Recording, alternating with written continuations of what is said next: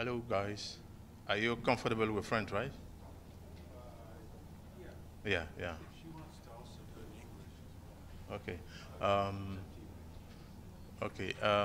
Bonjour à tous.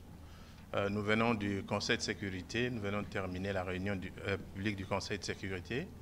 Et pour le moment, Son Excellence Madame Thérèse KAYIKWAMBA Wagner, ministre d'État, ministre des Affaires étrangères, coopération internationale et francophonie de la République démocratique du Congo, est prête à faire une présentation à la presse, à l'issue de laquelle nous allons ouvrir la parole pour ceux qui désireraient prendre la parole pour poser des questions. Alors, je vais inviter Madame la Ministre. Excellence. Merci, ambassadeur. Je peux? Mesdames et messieurs de la presse, la République démocratique du Congo traverse l'une des périodes les plus sombres de son histoire récente, marquée par une crise sécuritaire d'une gravité alarmante à l'est de notre pays. Depuis des années, les populations congolaises subissent les effets dévastateurs d'une agression planifiée et systématique menée par les forces de défense du Rwanda, RDF, et leur supplétif M23. En violation flagrante des principes du droit international et des engagements pris dans le cadre du processus de paix. Depuis le 6 janvier 2025, ces forces illégales ont intensifié leurs attaques, s'emparant de localités stratégiques telles que Katale, Louchébéré, Massissi Centre, provoquant le déplacement de millions de civils, détruisant des infrastructures vitales et commettant des violations massives de droits de l'homme. Ces actes ne sont pas seulement des attaques contre le peuple congolais, mais aussi contre les principes fondamentaux qui régissent la coexistence pacifique entre les nations. Face à cette situation tragique, la République démocratique du Congo rappelle la responsabilité historique du Conseil de sécurité des Nations unies, garant de la paix et de la sécurité internationale. Il ne s'agit pas seulement de rester saisi de la question, mais d'agir avec fermeté et diligence pour répondre aux aspirations légitimes de notre peuple à la paix et à la justice.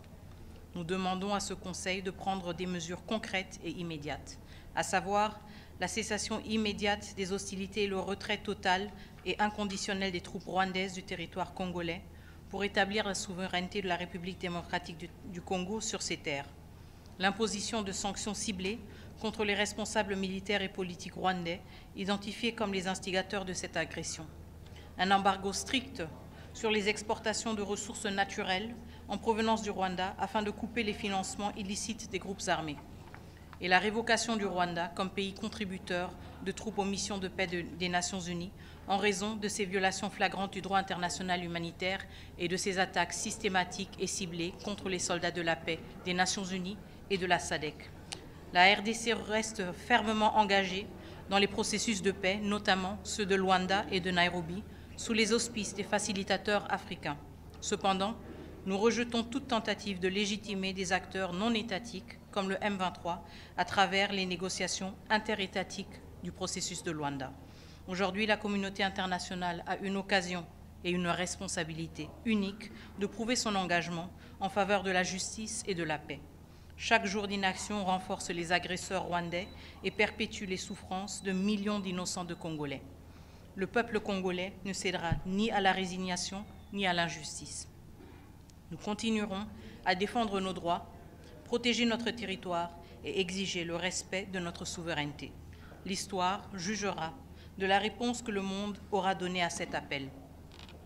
Nous réitérons notre confiance en la capacité du Conseil de sécurité et des partenaires internationaux à agir avec courage et détermination pour mettre fin à cette tragédie humaine et rétablir la paix dans notre pays et dans les régions des Grands Lacs. Je vous remercie. Madam Foreign Minister, Sherman Rice, South African Broadcasting. President Felix Tshisekedi in the General Assembly in September 2023 called on MONUSCO to start a phased withdrawal from the DRC. Was that call a mistake given the escalation we are seeing now? And what is your message to troop contributing countries, South Africa, Malawi, Uruguay, that have lost troops in this fight, given the escalation we're seeing?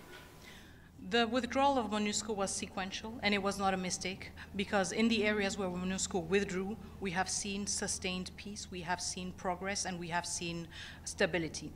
The challenge that we find ourselves in right now is in areas where MONUSCO is still present. So this has nothing to do with MONUSCO's presence. This has something to do with the fact that a neighboring country, Rwanda, has been permitted by the international community, by its donors, by its partners, to wreak havoc in the DRC, in particular in North Kivu, even in the presence of United Nations peacekeeping troops, with one of the most robust mandates of the United Nations.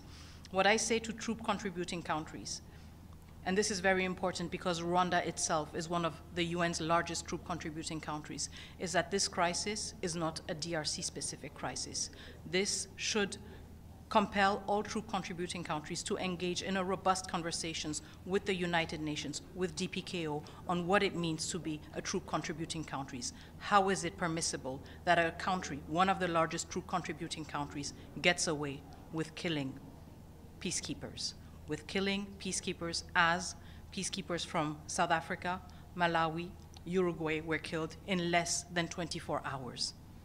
This is unacceptable. It is a violation of all the principles of the United Nations. And I think that every self-respecting truth-contributing country, such as South Africa, has also a responsibility, but also a right to have an answer from the UN as to what standards it applies when it engages in partnerships and how it holds partners accountable to respect international law. Thank you. Madam Foreign Minister, my name is Gabriel Elizondo from Al Jazeera English News Channel.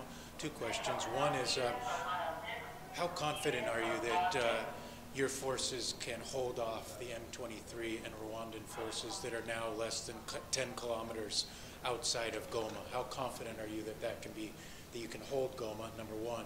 And number two is, you called for targeted sanctions against Rwandan officials. Are you disappointed that that has not happened up until now, and that here we are at this stage still calling for that? To answer first the question of our assessment of the security situation, it is a tense situation. We are following and monitoring it closely. We are grateful for the support and the resilience of our own armed forces, but also the presence and the support of MONUSCO troops as well as SADC troops.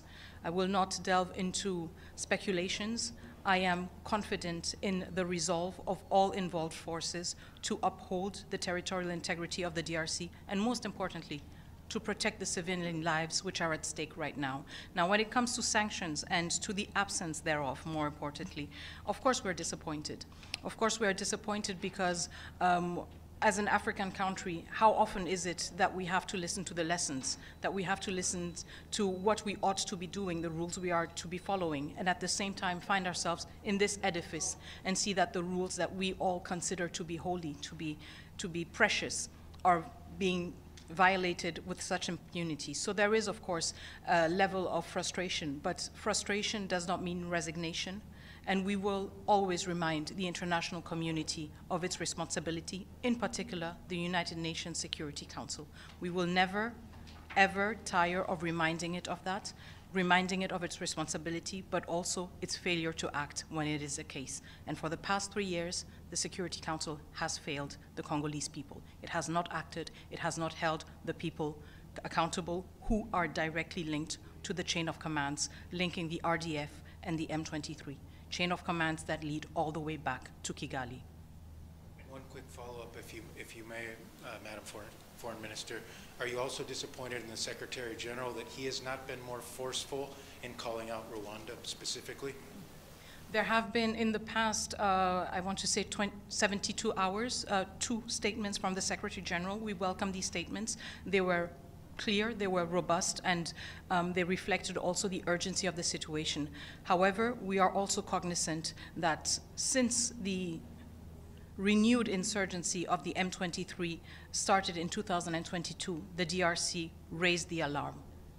For the past 3 years, we have been raising the alarm. And yes, we have taken note of how long it took. The different partners that we are working with, the different partners that we believe share our ideals, we are cognizant of the fact that it took them a very long time. It's not just an issue of the Secretary General. When you look at the Security Council, we still have permanent members that have yet to utter the word Rwanda. And we have some that have done so for the first time a month ago. This is work in progress, and as I said before, we will not tire of defending our values, our people, but also of holding everyone accountable towards the responsibility that they have as member states of the United Nations or as public servants of the United Nations. Thank you.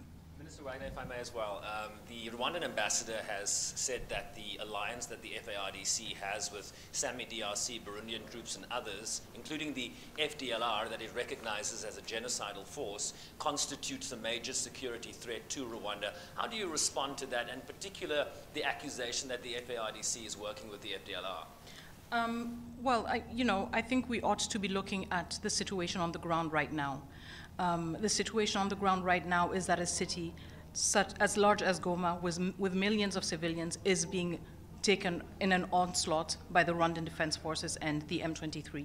Granted, every country is allowed to feel preoccupied by its safety. This is a legitimate concern, and I am not questioning it, but we have to have a clear distinction between the concern and the reality. And the reality right now is, yes, maybe Rwanda is concerned with its territorial integrity, but the DRC is the country whose territorial integrity is being violated by Rwanda. It is the DRC and the Congolese people who are being killed right now. So yes, their fears are legitimate, but they are not real. They have not materialized. We are the ones being killed. We are the ones being violated, and Rwanda is responsible for that. And this is just a very shameful way to respond or to shy away from responding to such a responsibility that Rwanda bears. But we take note of that, and again, history will never forget and probably not forgive. Thank you.